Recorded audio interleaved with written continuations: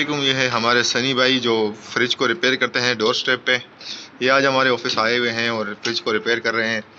अगर आप भी अपना फ्रिज, डिस्पेंसर या कोई भी गला हुआ आइटम रिपेयर करना चाहते हैं तो आप भी इन नंबरों पर कॉन्टेक्ट कर सकते हैं। बहुत बहुत शुक्रिया।